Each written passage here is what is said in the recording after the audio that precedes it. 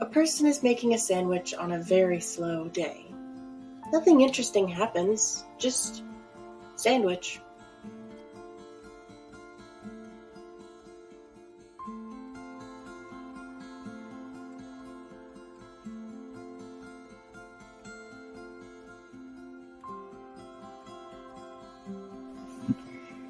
Home for the day, and damn was Megan glad for it. The day had been long and the customers were annoying. She felt very overwhelmed by it all and wanted to just relax and decompress. After kicking her shoes off and depositing her keys and phone to the table by the door, she went down the hall to the kitchen to make herself a small, simple dinner. Her favorite dish from high school and college, a sandwich. The sandwich was from her favorite video game from back when she had time to play them, Team Fortress 2. And it was a snack that her computer club friends would make for their monthly LAN parties as a treat to get in the zone. While it was consumed primarily by the heavy class in-game, and Megan played the sniper, she still enjoyed the simple sandwich, and it had become a comfort food for her over the years. First, she opened the pantry next to her refrigerator and looked up and down the shelves for the bread.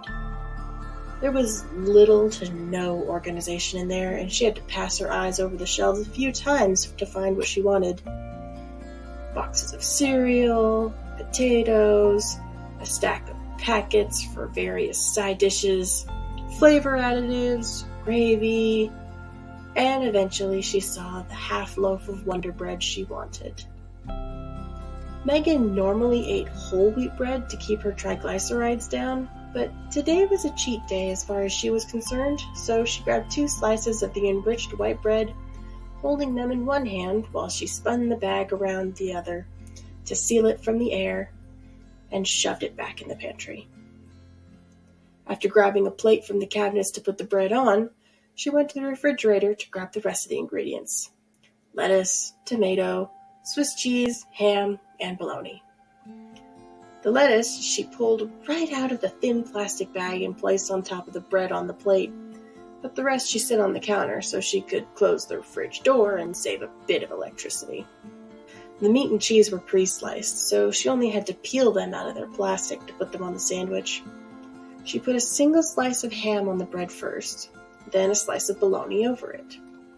A younger version of Megan might have loaded the sandwich up with excess meat and cheese, but she had learned that less was more when it came to enjoying these rare treats. A slice of Swiss cheese went on top of the meat, and then over that she put the piece of lettuce she pulled out earlier. With all that done, she put the sandwich fixings back in the refrigerator before going across the kitchen to get a cutting board and a knife for the tomato. It was a smaller tomato, so she cut a quarter of it off first for her sandwich and preserved the rest in a plastic baggie, which was also placed back in the fridge. The tomato quarter she kept out, she cut twice more. Once to remove the end of the tomato and discard, once to slice the remains in half. The 2 slices of tomato were the last bit of her sandwich, and on top of them, she put the second slice of bread. For the last bit of flair, she cut the sandwich in half diagonally. The knife and cutting board went into the sink to be dealt with later, and the plate with her snack went to the table. Megan sat down, took a deep, calming breath as she looked down at her perfect little snack.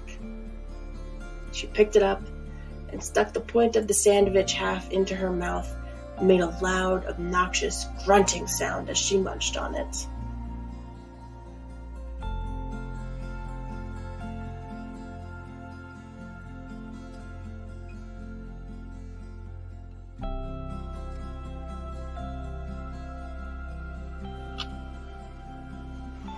My stomach grumbled as I pulled 2 slices of bread from the bag. Whole wheat. Not my favorite, but it's all I have at the moment. Laying them on a plate, I thought about how I still needed to do the dishes before my wife got home. I still had several hours before then, so I decided that it could wait. From the fridge, I grabbed a bag of pre-sliced sharp cheddar cheese, a bag of thin-sliced smoked pepper turkey, and a half-full jar of store-brand mayo. I had to move several things away from my plate to set the ingredients down, including a dirty wooden spoon from dinner last night. We'd made spaghetti, and this was the spoon I had used to stir the sauce. It left a streaky glob of sauce on the counter as I moved it to the sink. I'll have to clean that later as well.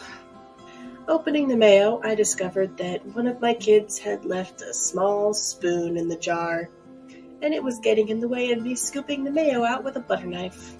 I got mayo on my fingers digging it out and wondered which kid it was while I washed it off. Drying my hands on my shirt, I finished scooping mayo from the jar onto the bread.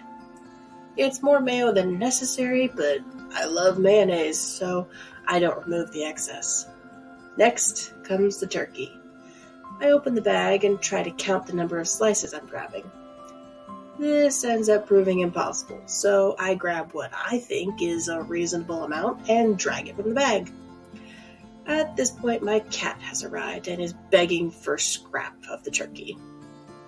I usually give him little bits of chicken when we buy rotisserie chicken from Costco, so he's grown accustomed to getting some kind of treat when I'm in the kitchen. The turkey goes on the sandwich, with a little torn piece tossed to the cat. Cheese comes next, but first, I have to wash the turkey grime off my fingers. The turkey isn't bad, but it leaves just enough juice on my fingers that I have to wash them off before moving on. After drying my hands on my shirt again, I grab 2 slices of cheese from the cheese bag. I lay them so they overlap each other and cover the whole width of the sandwich.